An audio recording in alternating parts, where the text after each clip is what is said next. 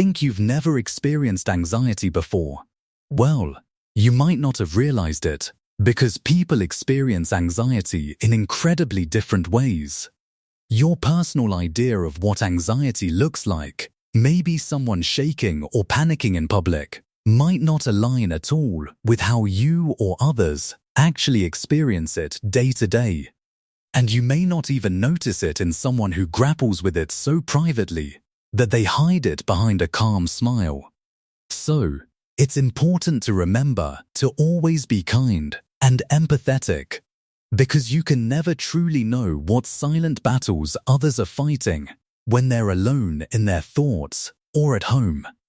If you're dealing with anxiety yourself, know that you're not alone in facing these challenges. Millions do, and it's okay to talk about it.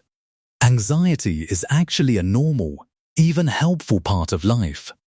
It acts like an internal alarm system, alerting us to potential dangers and helping us prepare for a wide variety of situations, from dodging traffic to prepping for a big presentation. But according to the Diagnostic and Statistical Manual of Mental Disorders, or DEM-5, anxiety crosses into disorder territory when it becomes excessive, persistent, and starts to seriously impact daily functioning, relationships, work, and different aspects of life. With that said, here are 5 things people with anxiety secretly do alone that you might not spot from the outside. Number 1. Overthink, and overthink some more. Anxiety disorders are fundamentally characterized by excessive or disproportionate worry and fear that doesn't just linger, it actively gets in the way of daily activities and peace of mind.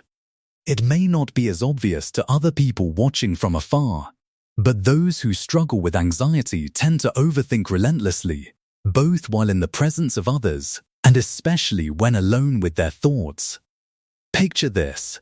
You're finally home after a long day, kicking off your shoes, thinking you'll relax. But suddenly, your mind replays that awkward comment you made in a meeting 3 days ago. Many people who struggle with anxiety dwell deeply on negative thoughts about themselves and their past mistakes. They may replay these past events in their head over and over, like a broken record, desperately trying to think of what they could have said or done differently to avoid embarrassment or regret. It's exhausting, right? And it doesn't stop there. They also imagine possible future events in vivid detail, trying to anticipate every single thing that might go wrong, from a friendship drifting apart to a work project failing spectacularly. This mental looping isn't just random worrying. Research from cognitive behavioral therapy studies shows it's a hallmark of generalized anxiety disorder, where the brain's threat detection system is stuck in overdrive. Alone, this overthinking can turn a quiet evening into hours of mental tug-of-war, leaving them drained without a single outward sign. Number 2. Confine themselves to their comfort zone, sometimes shrinking it smaller and smaller. Everyone feels anxious now and then. It's human. But those struggling with an anxiety disorder often constantly adjust their entire lives to cater to it, like building a fortress around their sense of safety. They may stick to activities that calm their racing thoughts or engage in pursuits that let them avoid the things that trigger their anxiety, even if it means missing out on fun or growth.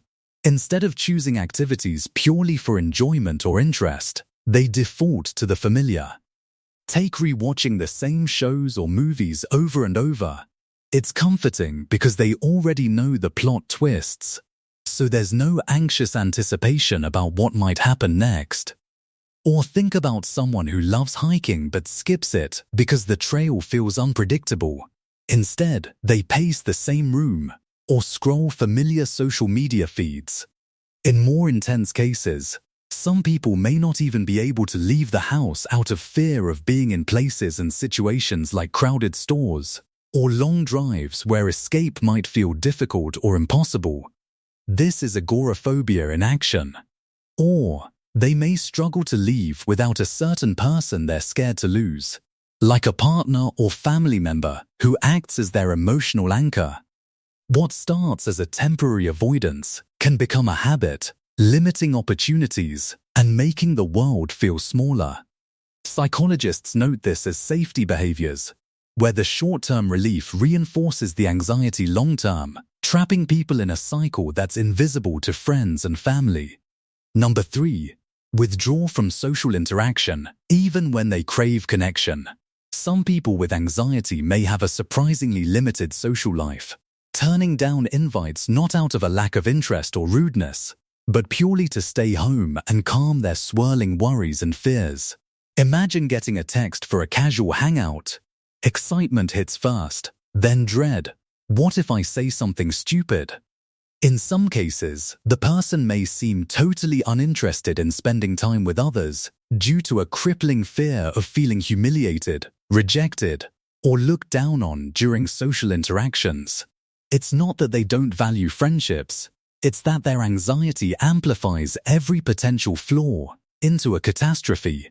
People with anxiety may withdraw socially as a way to cope, avoiding their phones altogether, ignoring notifications, or even turning them off to manage overwhelming feelings in the moment. Then, later, when they finally check, they're hit with a backlog of messages that spikes their anxiety even higher, creating a vicious loop of guilt and isolation. Studies on social anxiety disorder highlight how this avoidance protects against immediate panic but erodes relationships over time. Alone, they might rehearse conversations in their head or scroll through old photos, longing for connection but paralyzed by the risk. Number 4. Procrastinate or struggle to finish tasks despite appearing high-achieving. People with anxiety, especially those with so-called high-functioning anxiety, may seem like completely put-together achievers on the surface, nailing deadlines publicly, looking polished, but when they're alone, they often grapple with actually getting their work done. Anxious thoughts crash in like waves. What if this isn't perfect? What if I mess up? This forces them to procrastinate, starting tasks but abandoning them midway. Anxiety also messes with working memory, the brain's ability to hold and manipulate info short-term, which makes it incredibly difficult to focus long enough to complete anything substantial. So, they might hyper-focus on small, low-stakes distractions, like reorganizing their desk perfectly, only to rush everything at the last minute, piling on extra stress and self-criticism. For instance, a student might outline a paper brilliantly, but stall on writing because perfectionism whispers failure. Or a professional delays emails fearing misinterpretation. This isn't laziness. Neuroimaging research shows anxiety hijacks the prefrontal cortex, the brain's focus center, turning productivity into a battle. Alone, this leads to late nights cramming, reinforcing the cycle. Number 5. Tossing and turning in bed, night after night. Having anxiety doesn't immediately translate to the nervous, jittery energy that others can easily detect during the day. Someone with anxiety can seem totally calm, collected, and even rested on the outside, chatting normally and powering through.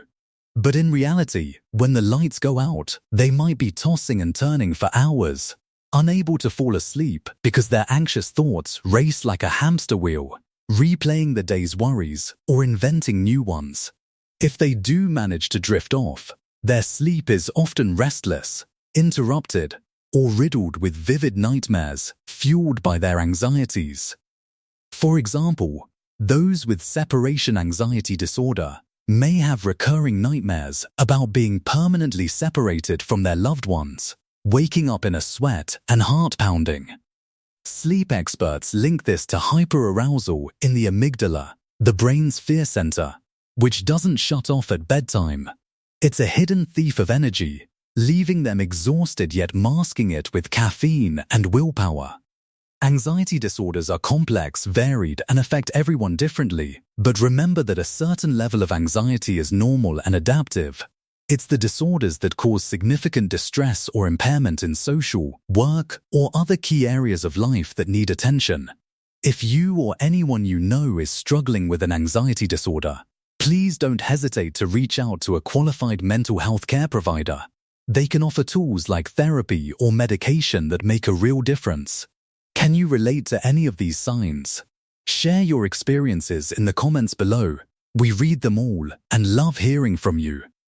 And remember to like, subscribe, and share this video with someone who might benefit too. As always, the references and studies used, including DSM-5 criteria and research from the Anxiety and Depression Association of America, are listed in the description below. Until next time, take care, friends. Be kind to yourself and others.